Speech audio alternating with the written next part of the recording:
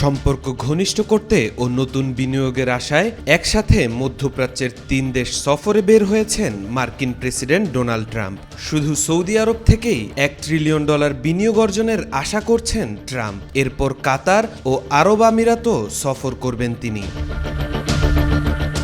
তবে মধ্যপ্রাচ্যের ৩ মুসলিম দেশে সফর করলেও মধ্যপ্রাচ্যে যুক্তরাষ্ট্রের সবচেয়ে ঘনিষ্ঠ বন্ধু দেশ ইসরায়েলে যাবেন না মার্কিন প্রেসিডেন্ট। ডোনাল্ড ট্রাম্প যখন হুতিদের উপর আক্রমণ বন্ধ করার সিদ্ধান্ত নেন তখন ইসরায়েলকে কিছুই জানানো হয়নি। একই সঙ্গে রোববার ট্রাম্প প্রশাসন ইসরায়েলের সম্পৃক্ততা ছাড়াই হামাসের বন্দী অ্যাডান আলেকজান্ডারের মুক্তির জন্য আলোচনা করেছে। ট্রাম্পের মধ্যপ্রাচ্য সফরে ইসরায়েলকে অন্তর্ভুক্ত না করার সিদ্ধান্ত মার্কিন ইসরায়েলি জোটের দৃঢ় সম্পর্কের ব্যাপারে বেশ উদ্বেগ তৈরি করেছে। ট্রাম্পের এ সফরের আগেই $1 বিলিয়ন অস্ত্র ও সামরিক সরঞ্জাম বিক্রির চুক্তি অনুমোদন করেছে যুক্তরাষ্ট্র। আর এসব অস্ত্র ক্রয় করবে মধ্যপ্রাচ্যের মুসলিম দেশগুলো।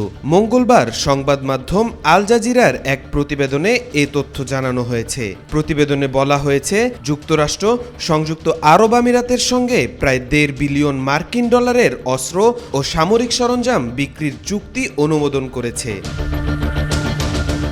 ধারণা করা হচ্ছে এ সফরে ট্রাম্প প্রশাসন সৌদি আরবের সাথে $100 বিলিয়ন বেশি মূল্যের অস্ত্র চুক্তি ঘোষণা করতে পারেন। এই চুক্তির কেন্দ্রবিন্দুতে রয়েছে 200টি অত্যাধুনিক F-15X যুদ্ধবিমান।